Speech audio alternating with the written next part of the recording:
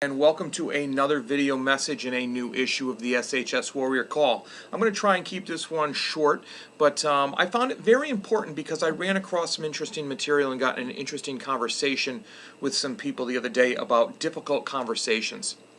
And I got to thinking about how that's really applicable to teachers, administrators, parents, students, basically everybody, because at some point in our life we've all been there where we're facing a difficult conversation that we have to have for whatever reason.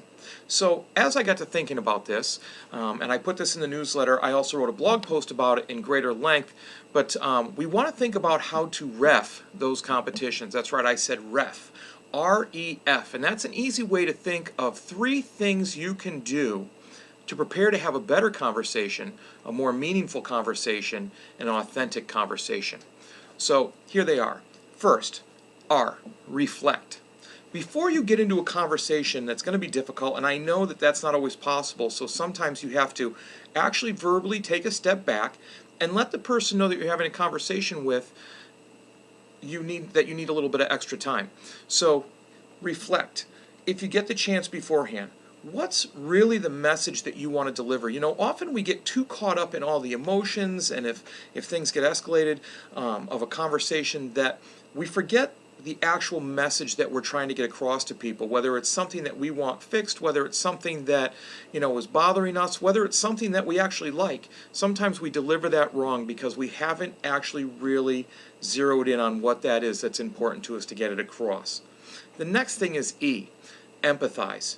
Whenever you get the chance, empathize with the person you're having a conversation with. You know how the old saying goes, walk a mile in my shoes. Next time you have a conversation with somebody, you know, we aren't everybody and everybody isn't us. So it's really important to realize that everybody comes to the conversation with a different set of values, a different set of goals, and a different perspective. Often, many things are going on in other people's lives that we don't understand, and they don't understand things that are going on with us. So it's important that you empathize with that person. Not sympathize, that's something completely different. Everybody has their own things going on, but that doesn't mean you feel sorry for somebody. That means you seek to understand that they have a different perspective. And finally, the last thing is frame. Whenever you have a conversation with somebody, think about how you've heard, it's not what you say, it's how you say it. So everything's important. Body language, tone of voice, what you're actually saying. So when you have a difficult conversation, whether you're planning for it or whether you're in the middle of it, which often happens, think about how you're framing what you're saying. Are you really upset about the person who maybe you're raising your voice to? Or are you upset about something that occurred that can be fixed with very little animosity between the two of you?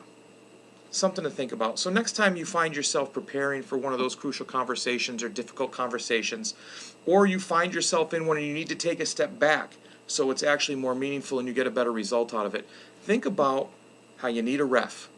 R-E-F. Reflect, empathize, and frame. Thanks for listening. Once again, I never take you for granted. I really do appreciate it. And remember, be purposeful, act with integrity, and build your character. You have a great weekend.